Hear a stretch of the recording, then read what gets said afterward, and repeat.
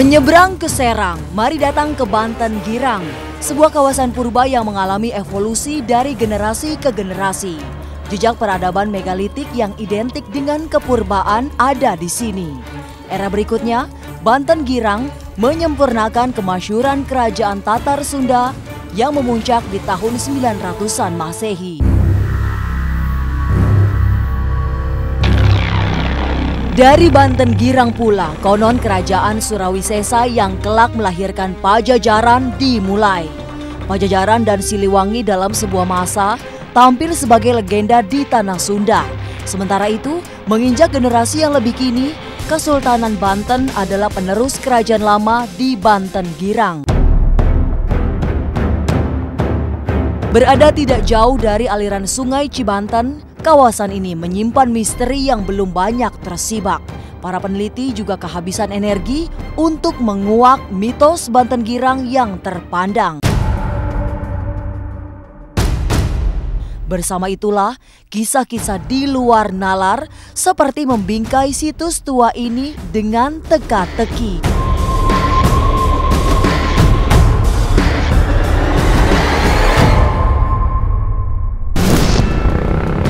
Selamat siang pemirsa, saya Serafina akan mengajak Anda untuk mengupas misteri agar tak lagi menjadi teka-teki.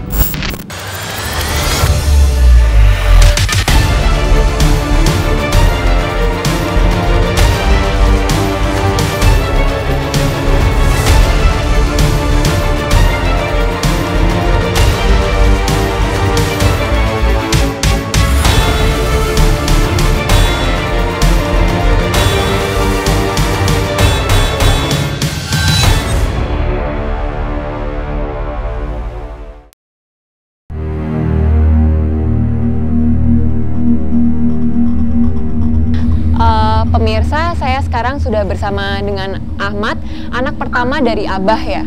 Nah, setelah ini kita akan langsung menelusuri Goa Banten Girang. Ayo, kita langsung sekarang. Ke mana kesannya?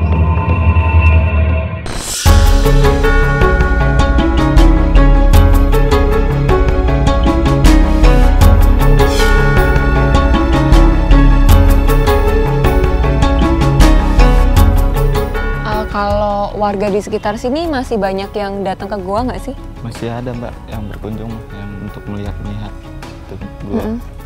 Untuk berkunjung aja ya, cuman lihat-lihat, nggak ada ziarah di sana nggak ya? Nggak ada kalau masyarakat sini mah. Oke.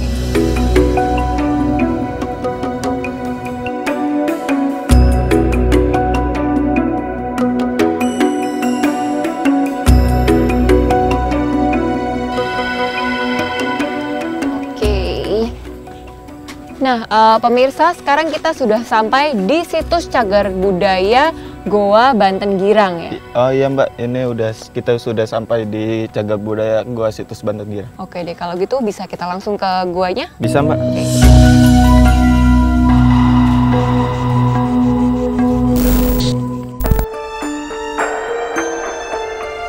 Dua gua Banten Girang adalah misteri yang lain.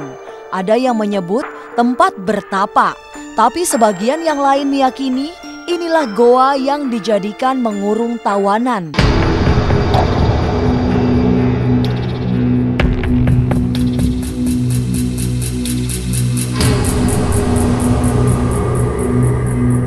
Pemirsa, saat ini kita sudah berada di depan Goa Banten Girang. Seperti yang bisa kalian lihat, di sini ada dua pintu masuk menuju goa ya.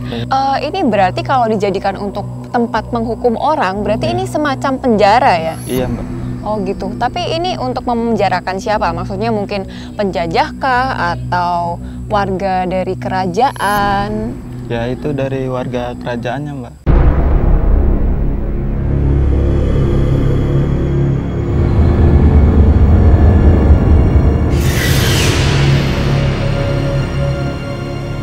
Ini kan guanya kayak kelihatan gelap ya, iya, agak sedikit menyeramkan ini. Nah, itu biasanya ada nggak sih orang yang mengalami kejadian-kejadian di luar nalar itu di dalam gua ini? Ya ada aja Mbak. Ada ya? Iya, ada yang kesurupan gitu.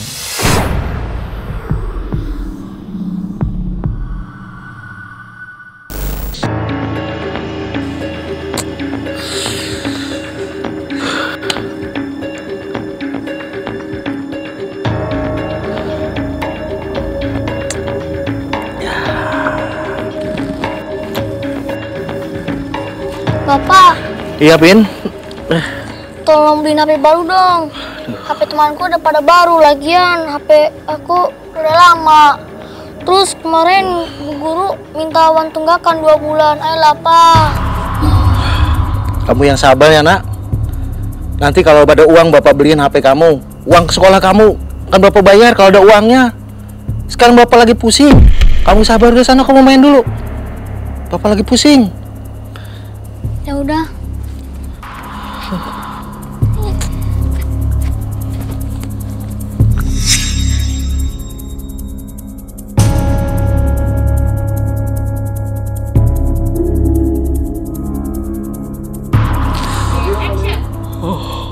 Pak Sapri, pusing banget kayaknya.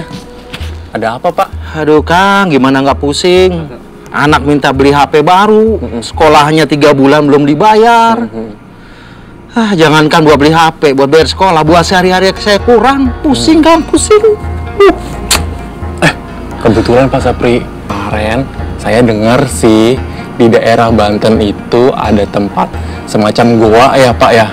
Itu kalau misalkan kita bawa sesajen, itu ada 4 telur, bunga-bunga gitu Pak, sama 4 kopi. Terus Bapak minta di sana yang Bapak butuhin itu apa. Nah, Pak Sapri coba aja kayaknya itu. Bisa deh, Pak. Bener kamu? Iya. Bener di daerah Banten, coba deh Pak cari di daerah Banten itu. Kamu tahu tempatnya? Ya di sekitaran Banten, Pak. Kalau misalnya Pak Sapri udah sampai sana, coba cari tempat sana aja. Paling tahu kok, Pak.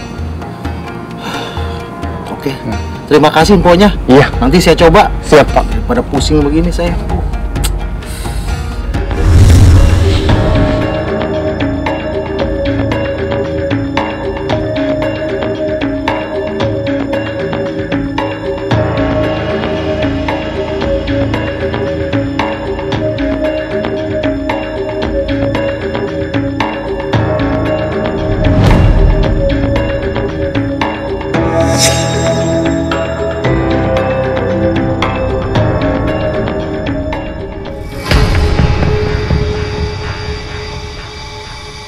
Saya berniat bertapa di sini agar mendapat barokah untuk mendapatkan uang yang banyak, agar anak saya bisa bayar uang sekolah, agar saya bisa membelikan HP buat anak saya. Semuanya berlimpah.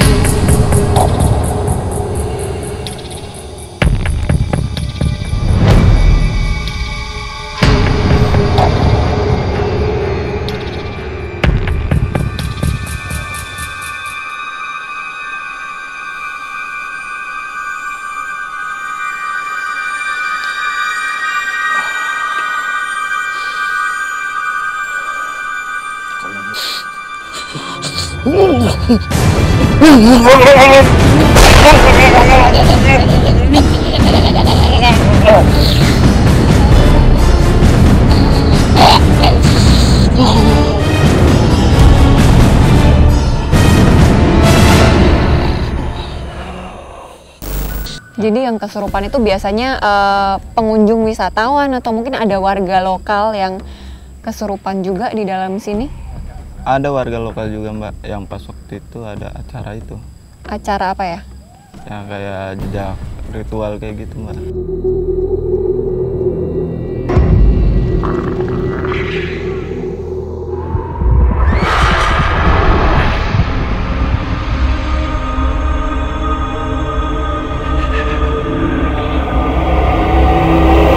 Rasanya belum lengkap ya kalau kita belum melihat sendiri ke dalam seperti apa sih kondisi atau situasi di dalam gua. Boleh kita masuk ya? Boleh Mbak. Oke, kalau gitu langsung saja kita masuk ke dalam gua.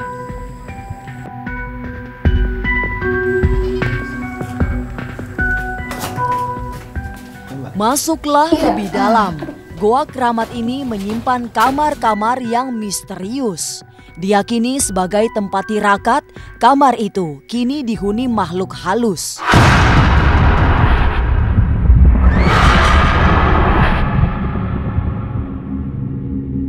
Kepada orang-orang tertentu, makhluk di luar manusia itu akan muncul dari persembunyiannya.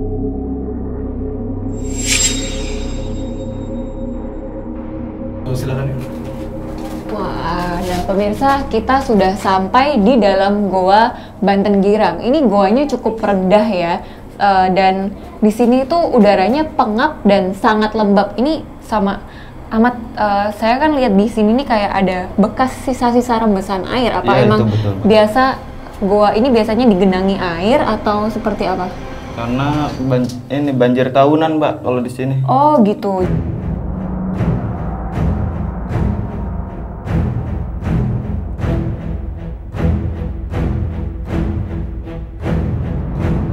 Oke, terus kalau di gua ini sendiri, kalau yang kita berdiri saat ini kan ruangannya kecil ya. Di situ ada pintu lagi, itu menuju kemana? Itu ada ruangan lagi, Mbak. Ada ruangan lagi. Iya. Jadi Ada gua 3 ini, ruangan di sini. oh ada 3 ruangan di gua ini. Oke, bisa saya lihat. Oh, oke. Nah, pemirsa, jadi ini ruangan yang kedua ya. Ini Iya, yang kita ruangan berdiri kedua. sekarang ini ruangan pertama. Ya. Iya. Kemudian di situ ada ruangan kedua dan Yang kayaknya belah ada. sini ketiga ini, Mbak. Oh, Masuk sini. jadi ini ruangan kedua, ada genangan air ya di situ. Iya, Mbak. Itu sisa-sisa banjir juga. Sisa-sisa banjir, dan di sebelah kiri sini ada pintu lagi pemirsa. Jadi itu ruangan ketiga. Iya. Bisa saya lihat ke dalam ya? Mungkin ada. Sekarang saya mau coba lihat ke ruangan yang ketiga, karena kalau dari sini kita nggak bisa lihat jelas pemirsa, cuma bisa lihat pintunya aja.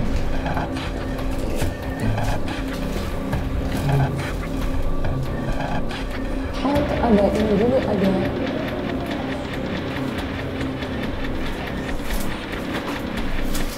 Oke, pemirsa, jadi goa yang di dalam itu, yang ruangan ketiga di sebelah sana, lebih rendah lagi dari tempat kita berdiri tadi di sini. Seperti itu. Oh ya, amat ini saya lihat kayak ada sisa Sisa. dupa ya? Iya. Masih ada orang yang pasang dupa di sini. Masih, Mbak. Oh. Ya, di sini masih. Yang tidak salah gunakan gua ini. Oke, jadi masih banyak orang yang percaya akan hal-hal di luar nalar ya. Iya. Mereka kesini mungkin untuk seperti yang tadi aku tanyakan di depan tadi, Iya, untuk ritual gitu. Oke ya, ini karena saya lihat masih ada sisa dupa di sini.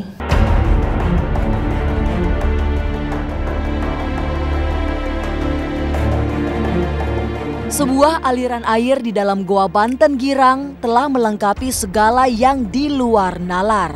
Banyak keajaiban terjadi, misalnya saja air itu kadang-kadang kering, tapi pada saat yang lain berlimpah air. Bersama itu, cerita tentang kegaiban ikut mengiringinya. Nah, Ahmad, biasanya kalau orang-orang melakukan pertapaan itu, ruangan mana yang paling sering digunakan? Ya, belah sini, Mbak. Di Karena sini? di sini ada air, itu tidak bisa masuk ke dalam. Karena di sini ada air, jadi yang paling sering digunakan di sini. Oke, nah biasa dalam seminggu itu berapa kali sih orang datang untuk melakukan pertapaan atau ritual di gua ini? Ada ya seminggu 1 orang, Mbak. Pasti ada Iya, ya, pasti ada seminggu 1 orang yang melakukan pertapaan. Mereka biasanya bertapa di sini itu dalam jangka waktu mungkin beberapa hari atau mungkin hanya semalam atau Ya, itu semalam doang, Mbak. hanya semalam ya biasanya. Oke, dan ada hari-hari tertentu nggak sih untuk datang melakukan pertapaan itu? Ada sih, Mbak, hari Selasa sama Sabtu, Mbak. Biasanya hari Selasa sama Sabtu banyak orang yang ada orang yang datang Iya, untuk Jumat melakukan juga, malam pertapaan Jumat, di sini, iya. malam Jumat. Iya. Nah, pemirsa, tadi kita lihat ya ada 2 pintu masuk di goa ini. Nah, salah satunya yang tadi kita sudah masuk pertama, dan ini di sebelah sini adalah pintu yang satu lagi, dan sekarang kita mau keluar lewat pintu yang ini ya. Iya, Oke, Mbak. ayo.